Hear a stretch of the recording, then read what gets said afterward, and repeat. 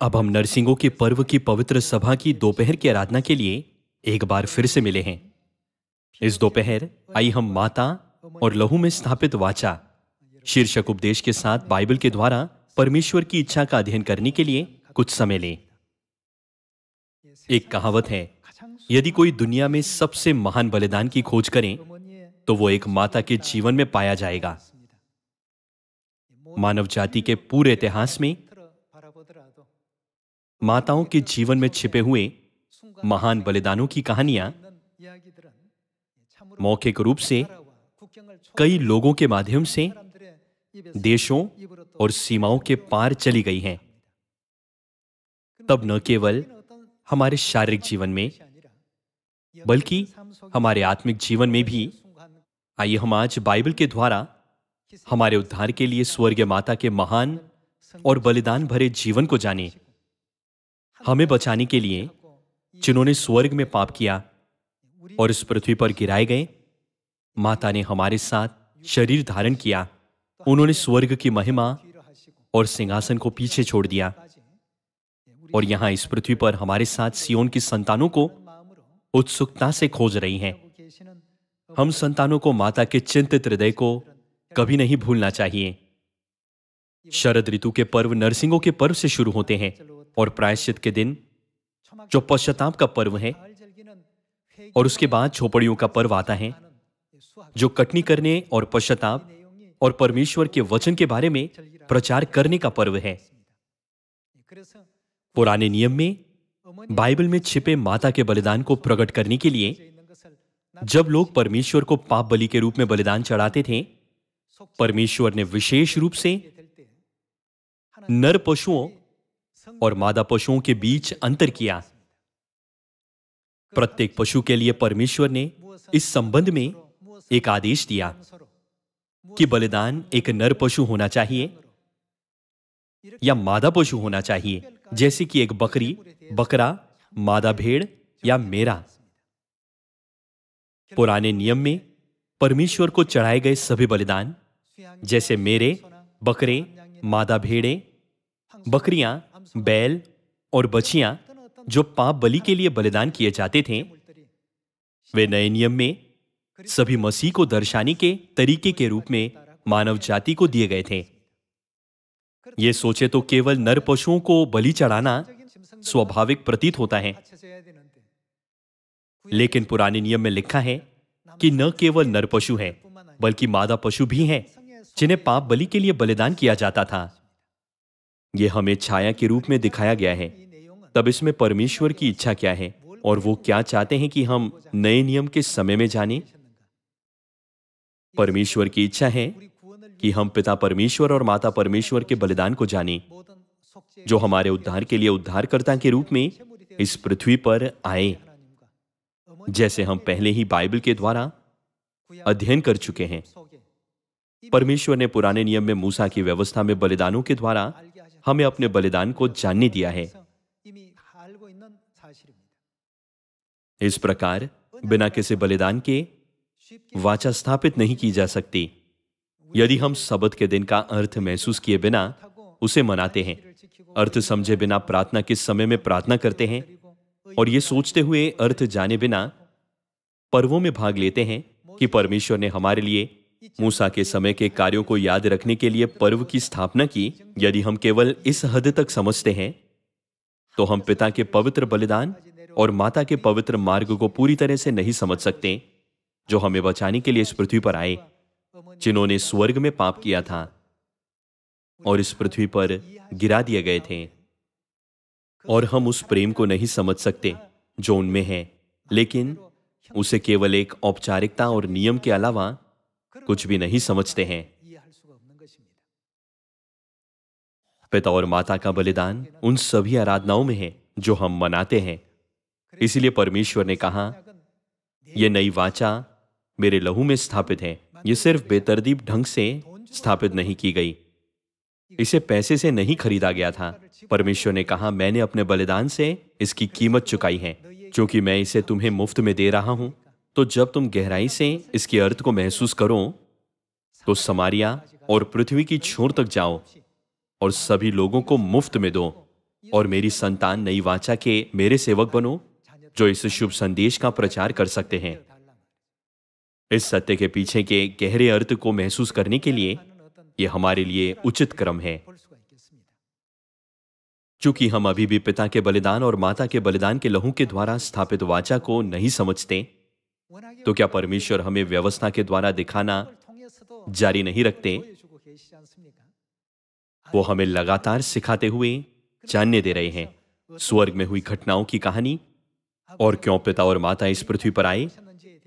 यशाया अध्याय 50 और 53 में यशाया भविष्यवक्ता द्वारा समझाया गया है। सबसे पहले आइए हम यशाया अध्याय 50 देखें।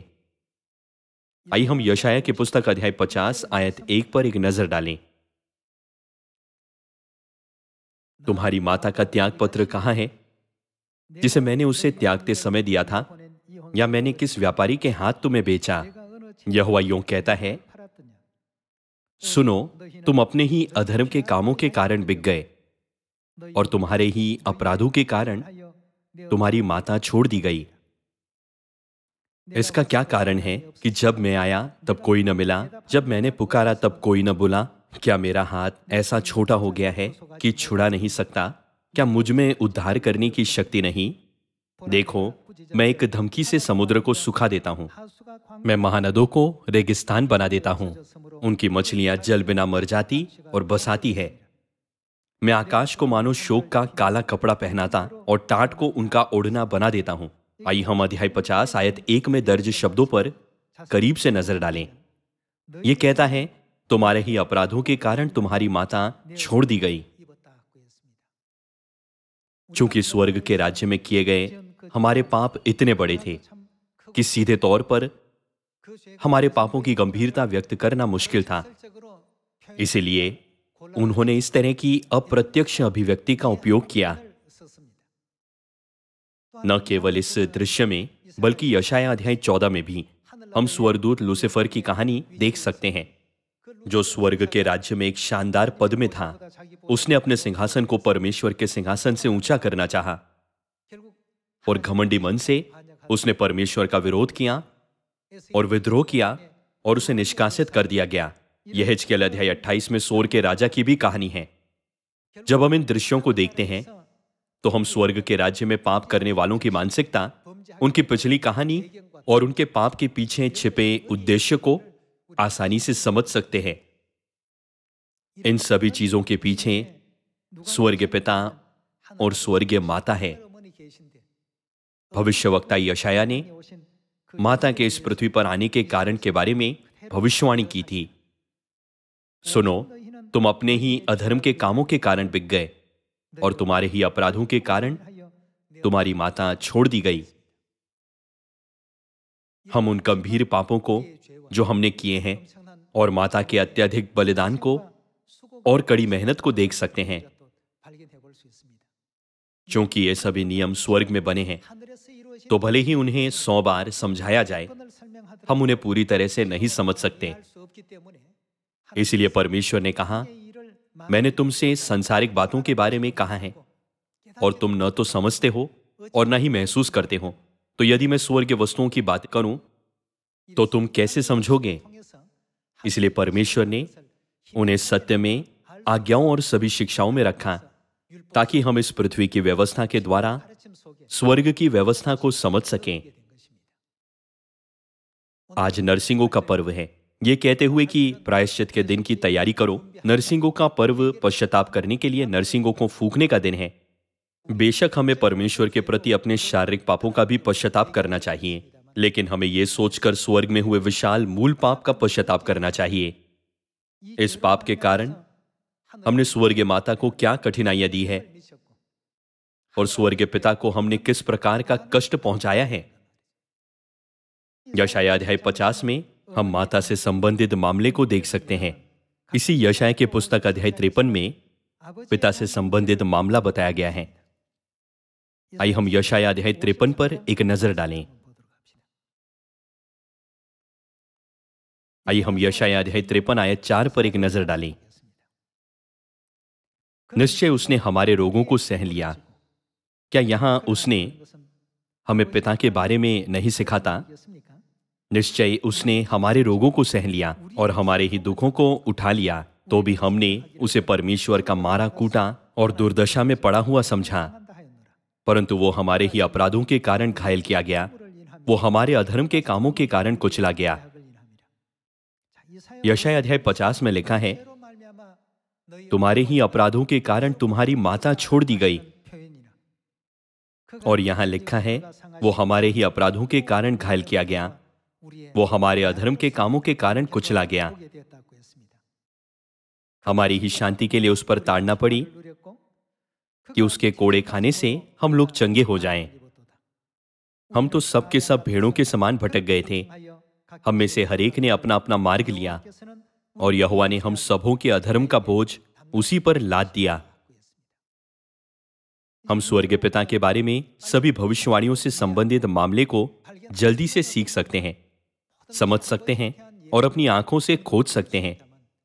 लेकिन भविष्यवक्ता यशायाह, जिसने इसे समझाया, ने अध्याय 50 में हमारी स्वर्गीय माता की कहानी भी दर्ज की। इसके अलावा यशायाह अध्याय 54 में भविष्यवक्ता यशायाह के अनुसार यह भविष्यवाणी की गई है कि जब स्वर्गीय माता इस पृथ्वी पर आएंगी तो उन्हें किसी से कोई शांति नहीं मिलेगी, लेकिन आंधी के सताव से भरा जीवन जिएगी। आइए हम यशायाह अध्याय 54 पर एक नजर डालें। अध्याय 54 आयत 11। हे दुखियारी, तू जो आंधी की सताई है और जिसको शांति नहीं मिली, सुन, मैं तेरे पत्थरों की पच्चीकारी करके बैठाऊंगा और तेरी नींव नीलमणि से डालूंगा। तेरे कलश मैं माणिकों से, तेरे फाटक लालड़ियों से और तेरी सब सीमाओं को मनोहर रत्नों से बनाऊंगा। तेरे सब लड़के यहोवा के सिखलाए हुए होंगे और उनको बड़ी शांति मिलेगी। आयत 12 और 13 में दर्ज की गई गवाही में बहुत सी अद्भुत बातें हैं, लेकिन आयत 11 में यह लिखा है, हे दुखियारी, तू जो आंधी की सताई है और जिसको शांति नहीं मिली। यह किसे दर्शा रहा है? यह यरूशलेम की बात कर रहा है। यहां यरूशलेम को आंधी की सताई कहा गया है। बाइबल के कुछ संस्करणों ने इस दृश्य को यरूशलेम के आंधी से पीड़ित होने और सताए जाने के रूप में वर्णित किया है। यद्यपि वो ऐसी स्थिति में थी जहां किसी ने भी उन पर ध्यान नहीं दिया, लेकिन अंत में उनकी संतानें पश्चाताप करेगी और उनके पास लौट आएगी। जब हम यशायाह अध्याय 60 पर जाएं तो परमेश्वर उल्लेख करते हैं कि वे सभी अपने पश्चातापी मन के साथ बादलों के समान, कबूतरों के समान उड़ते हुए वापस आएंगे। स्वर्गीय माता के साथ छोटे से छोटा 1000 हो जाएगा और सबसे दुर्बल एक सामर्थी जाति बन जाएगा। यह महिमामय क्षण निश्चित रूप से आएगा। ऐसी महिमा दिए जाने से पहले क्या था?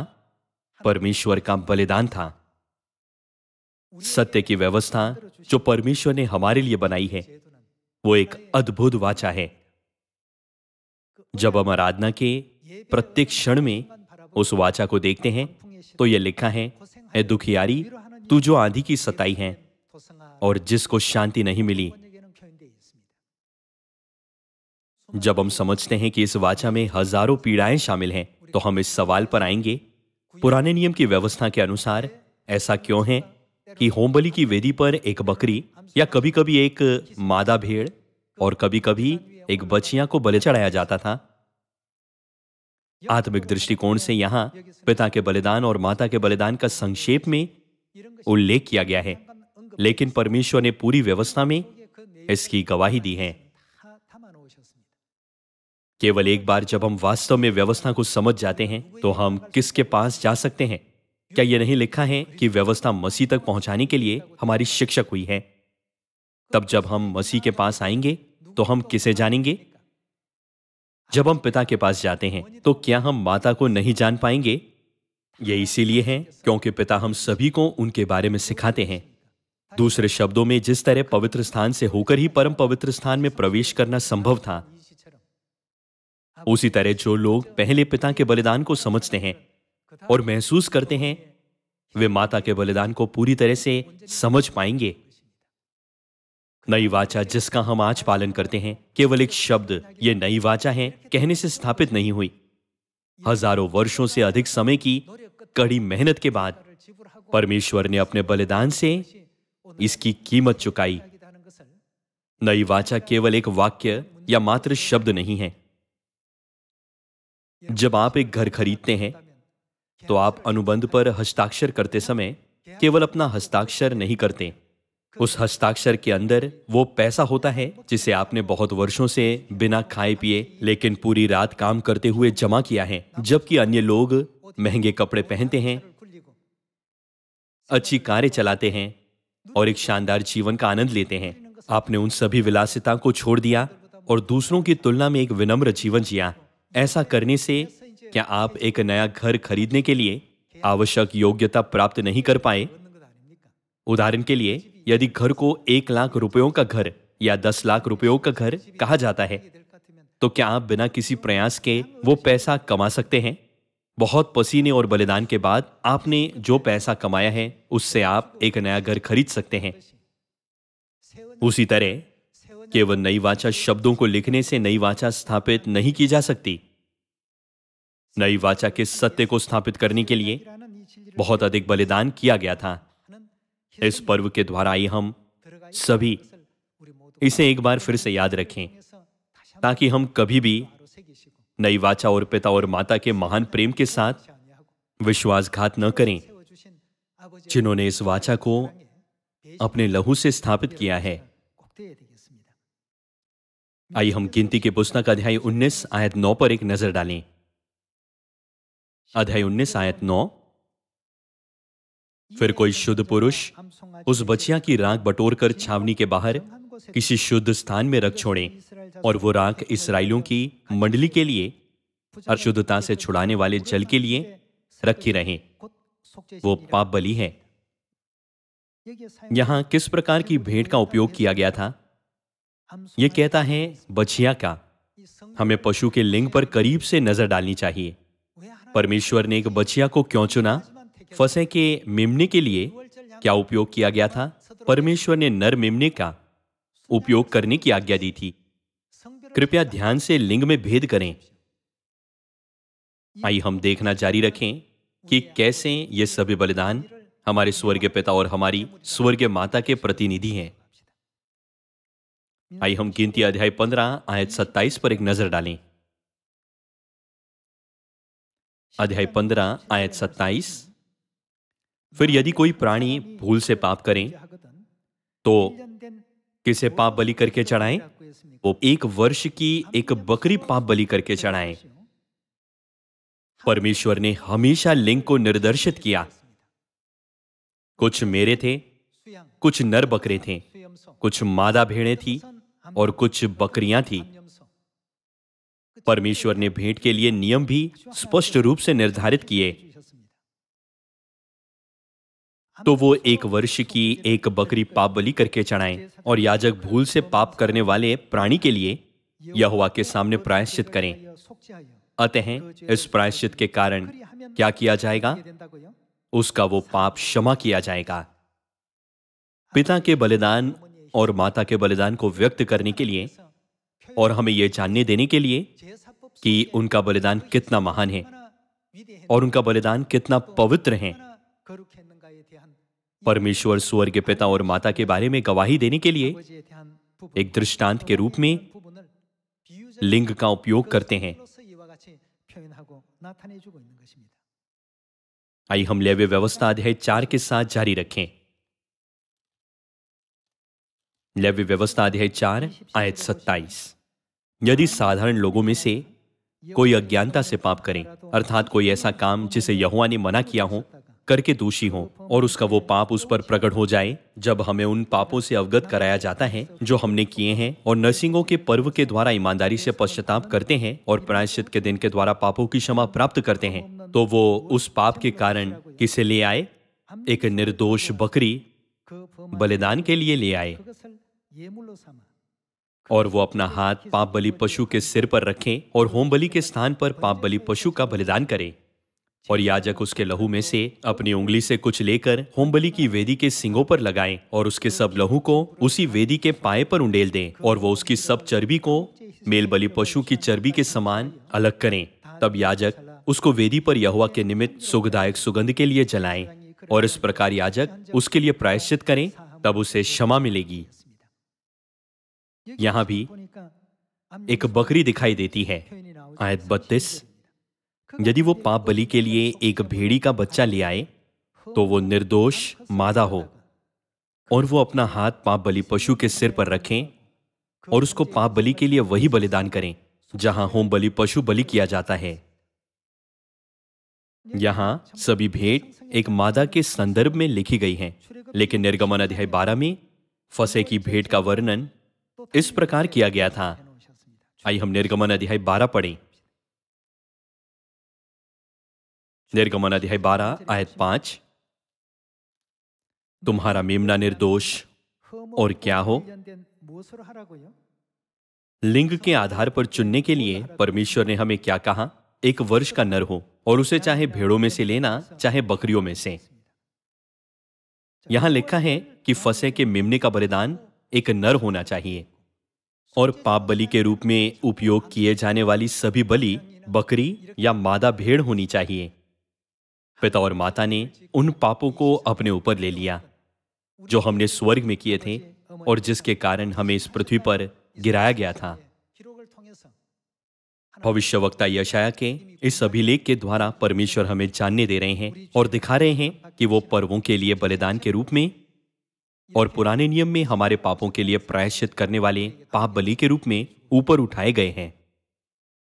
चाहे वो पशु हो या मनुष्य, मृत्यु दर्दनाक और कष्टदायक है। इसीलिए मनुष्य और पशु दोनों ही मृत्यु और उसके साथ आने वाली पीड़ा से बचने के लिए बेताब प्रयास करते हैं। इस प्रकार जब एक भेड़ और बछड़े को कसाई खाने में घसीटा जाता है तो वे बहुत यत्न से प्रयास करते हैं कि उन्हें वध के लिए घसीटा न जाए। वे वास्तव में हताश होते हैं। कल्पना कीजिए कि यह हर दिन हो रहा है। हर दिन सुबह और फिर दोपहर के नित्य होम बलि के समय मूल रूप से यह प्रतिदिन 2 बार किया जाता है। इसके अलावा पर्वों के अनुसार और सबत के दिन के लिए भी भेंट होती है। मूसा के समय से यीशु के समय तक 1500 वर्षों तक हर दिन मृत्यु से लड़ने के बलिदान के द्वारा नई वाचा प्राप्त की गई थी। क्या परमेश्वर शुरू से ही नई वाचा को स्थापित नहीं कर सकते थे? हाँ, वो कर सकते थे, लेकिन परमेश्वर हमें इसे पुरानी वाचा के द्वारा समझने देते हैं। वो हमें दिखाते हैं और हमें नई वाचा का सत्य सिखाते हैं। इसीलिए हमें इस सत्य की कभी उपेक्षा नहीं करनी चाहिए और ना ही इसकी अवहेलना करनी चाहिए। वो दिन जब हम अनंत स्वर्ग के राज्य में लौटेंगे वो निकट आ रहा है। वे सभी जो इस नई वाचा में हैं, नई वाचा पर भरोसा रखते हैं और पिता और माता के बलिदान की बड़ाई करते हैं, वे नई वाचा के सेवक हैं। जब हम नई वाचा के सेवक होते हैं तो हम केवल ये प्रचार नहीं करते कि सबत का दिन शनिवार है, फसह पहले महीने का 14वां दिन है। हमें यह कहते हुए सभी मानव जाति को प्रचार करना चाहिए, बलिदान की वाचा जो पिता और माता के लहू में स्थापित हुई, सबत, फसह, नरसिंहों का पर्व और अन्य सभी पर्व हैं। यदि वो बकरी या मादा भेड़ का बलिदान नहीं होता तो आज हम सभी के पापों का प्रायश्चित कभी नहीं होता। हालांकि हम जो देख सकते हैं उसके माध्यम से लगातार परमेश्वर को समझने की कोशिश कर रहे हैं। हमें अन्य बातों पर निर्भर नहीं रहना चाहिए क्योंकि परमेश्वर ने पहले ही से सब कुछ लिख दिया है और हमें सब कुछ समझा दिया है। इसके द्वारा आइए हम ये सोचते हुए परमेश्वर मेरे लिए बलिदान के इस मार्ग पर चले हैं, अपने आप को 10 बार और 100 बार याद दिलाएं। हमें जानना चाहिए कि एक दिन की पीड़ा कठिन होती है और 1 वर्ष की पीड़ा कठिन होती है, लेकिन नई वाचा 1500 वर्षों की पीड़ा के द्वारा स्थापित की गई थी। हमें यह ध्यान में रखना चाहिए कि नई वाचा का सत्य रातों रात नहीं बनाया गया था। हमें इसे देने के लिए इसमें पिता का बलिदान डाला गया था और माता के बलिदान ने इसकी कीमत चुकाई। कीमत चुकाए बिना कोई भी नई वाचा को मोल नहीं ले सकता था। इस तरह ये आत्मिक रूप से संरचित हैं। यदि आप एक नया घर खरीदने जा रहे हैं तो आपको एक निश्चित अग्रिम भुगतान जमा करने के लिए अपनी सारी बचत समाप्त करनी होगी। तब आप उस नए घर को खरीदने के लिए आवश्यक पैसों का भुगतान कर सकते हैं। 1500 वर्षों की थकाऊ अवधि के लिए अनगिनत बार जीवन से मृत्यु को पार करके उसकी कीमत चुकाने के द्वारा नई वाचा प्राप्त की गई थी। तो जब परमेश्वर ने हमें नई वाचा के सेवक बनाया तो उन्होंने क्या कहा? क्या यह नहीं लिखा है कि परमेश्वर ने हमें योग्य ठहराया है? नई वाचा की सभी संतानों को यह जानना चाहिए। और पवित्र पर्व नरसिंगों का पर्व, प्रायश्चित का दिन और झोपड़ियों का पर्व मनाना चाहिए जो परमेश्वर ने हमें दिए हैं। आइए हम नई वाचा की सभी बहुमूल्य विधियों और व्यवस्थाओं पर ध्यान दें जो परमेश्वर ने हमें दी हैं और इस तथ्य पर विचार करें कि नई वाचा बलिदान के बिना स्थापित नहीं हुई थी। आइए हम उन सभी पापों का जो हमने स्वर्ग में परमेश्वर के विरुद्ध किए हैं और इस पृथ्वी पर परमेश्वर को न पहचानने और परमेश्वर को चोट पहुंचाने, उनकी इच्छा के विरुद्ध जाने और अपनी अवज्ञा के लिए पश्चाताप करें। मैं स्वर्गीय परिवार के सभी सदस्यों से इस पर्व के माध्यम से अपने सभी पापों का पूरी तरह से पश्चाताप करने के लिए कहता हूं ताकि हम अनंत स्वर्ग के राज्य में लौट सकें। इसके द्वारा मैं इस उपदेश को समाप्त करना चाहूंगा। आपका बहुत बहुत धन्यवाद।